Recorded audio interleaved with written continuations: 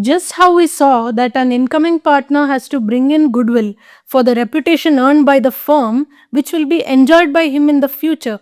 In the same way, a retiring or a deceased partner is also entitled to his share of goodwill for having put in his efforts to build the reputation of the firm, which after he retires will be enjoyed by the continuing partners. So let us now see how the goodwill is treated when a partner is retiring. At the time of retirement or death of a partner, the goodwill of the firm is again valued, and the retiring or the deceased partner gets his share of goodwill from the continuing partners.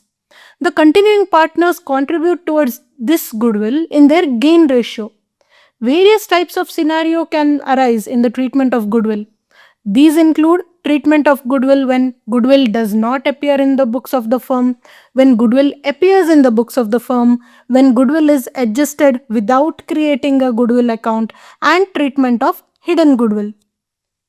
Let us now consider the first scenario, which is treatment of goodwill when the goodwill does not appear in the books of the firm. And let's discuss the various possibilities within this scenario. When goodwill does not appear in the books of the firm, then there are four ways in which the retiring partner can be given the necessary credit for his share of goodwill. This can be done either by raising goodwill to its full value and retaining in the books, or by raising it to its full value and writing it off immediately. Or goodwill can only be raised to the extent of the retiring or deceased partner's share and then written off immediately, or goodwill can only be raised to the extent of the retired partner's share. When goodwill does not appear in the books of the firm, then please keep in mind that these accounts are affected in the treatment of goodwill. That is, the goodwill account, all partners capital account, continuing partners capital account, and the retiring partners capital account. So now that we know which accounts are affected, let us go ahead and discuss the journal entries within all the possibilities in the scenario where goodwill does not appear in the books of the firm. The first scenario is where goodwill does not appear in the books of the firm and the goodwill is raised at its full value and retained in the books. Here, there is no goodwill in the books, but it must be raised at full value. This is done by creating the goodwill account.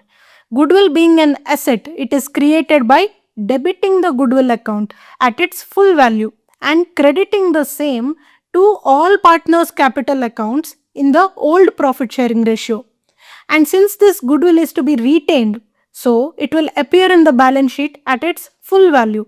The net effect of this entry is that goodwill account is created to the credit of all the partners and appears in the balance sheet of the reconstituted firm at its full value.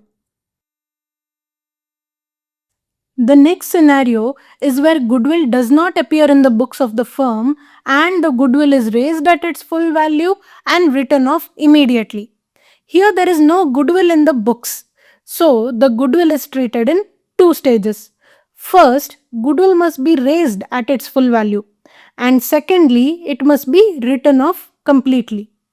Firstly, in order to create the goodwill account, as we already saw in the previous scenario, we debit the goodwill account at its full value and credit the same to all partners' capital accounts in their old profit sharing ratio. Thus, goodwill account is created and absorbed by all the partners in their capital account. Next, since it is decided to write off the goodwill and not to be shown in the balance sheet, the same is written off by debiting the continuing partners' capital accounts in their new profit sharing ratio and crediting the goodwill account with full value of goodwill. Thus, the goodwill will not appear in the new balance sheet.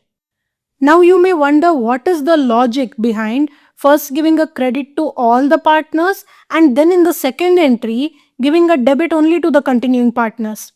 In order to explain this, let's get to the basics. We saw that the retiring partner gets his share of goodwill, which is contributed by the continuing partners in their gain ratio.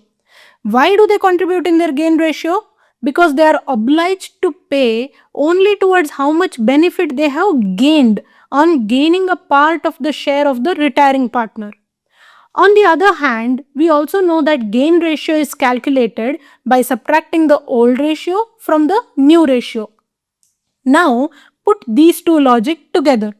You see that initially goodwill is absorbed by all the partners in their old ratio. But then the continuing partners write off the entire goodwill in the new ratio. While writing off the goodwill, the retiring partner's capital account is not affected. This means that the retiring partner's share of goodwill is written off by the continuing partners itself. But in what ratio do they write off? Now see their capital accounts. It was credited in the old ratio and then debited in the new ratio. So the net effect on the continuing partner's capital account is towards contributing towards the retiring partner's goodwill in the old ratio minus the new ratio. That is nothing but the gain ratio.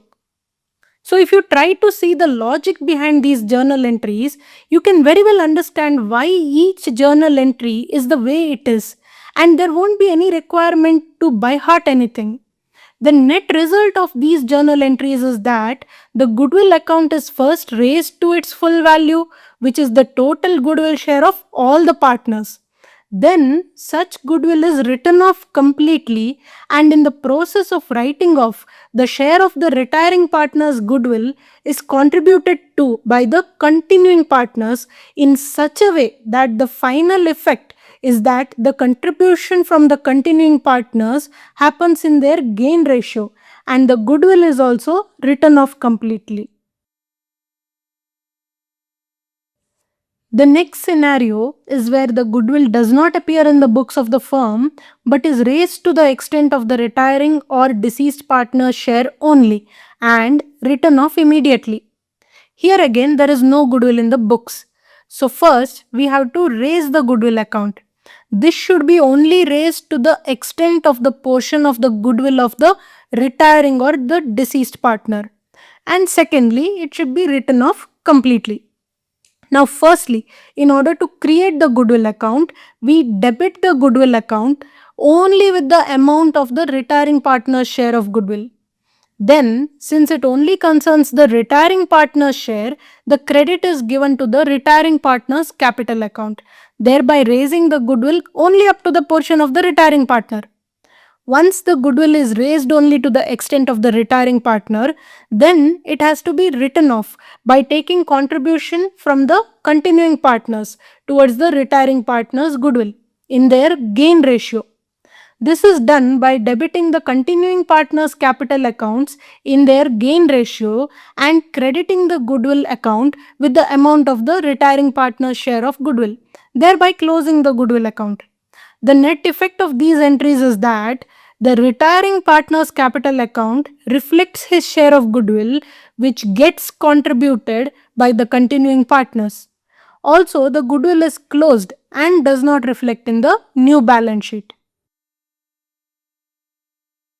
The next scenario is where goodwill does not appear in the books of the firm but is raised to the extent of the retiring or deceased partner and retained.